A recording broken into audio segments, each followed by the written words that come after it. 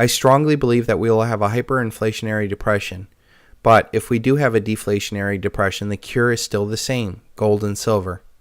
In either a inflationary or deflationary case, the unsustainable fiat world stops, and the entire complex debt-based system collapses.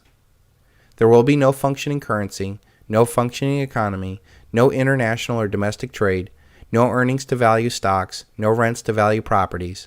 Then there are the very real and very dangerous social consequences of this collapse: riots, starvation, disease, and war. The entire paper wealth of the world will implode in either case.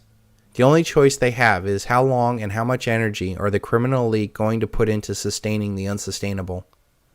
The only thing that will be left standing in both collapse scenarios is stuff that has real, tangible, intrinsic value.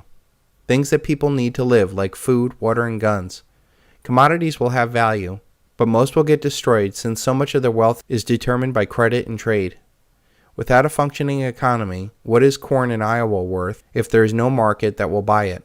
Or worse, how do they plant corn if they cannot buy seed from Monsanto, or get fertilizer, or fuel to harvest and transport these crops?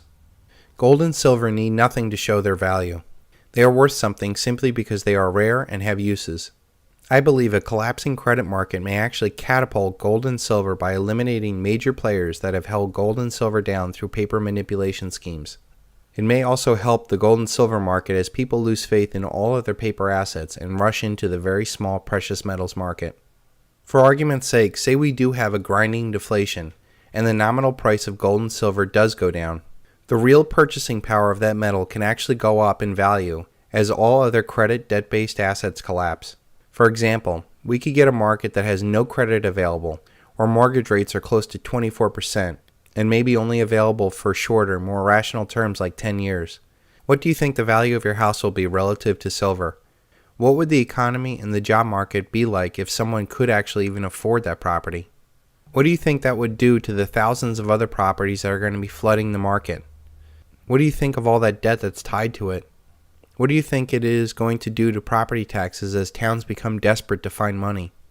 You could easily see a house that once sold for $300,000 sell for only $30,000.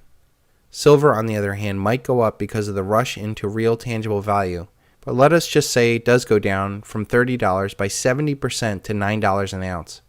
The ratio to buy that house went from 10,000 ounces of silver to buy that $300,000 house to now 3,333 ounces to buy that $30,000 house.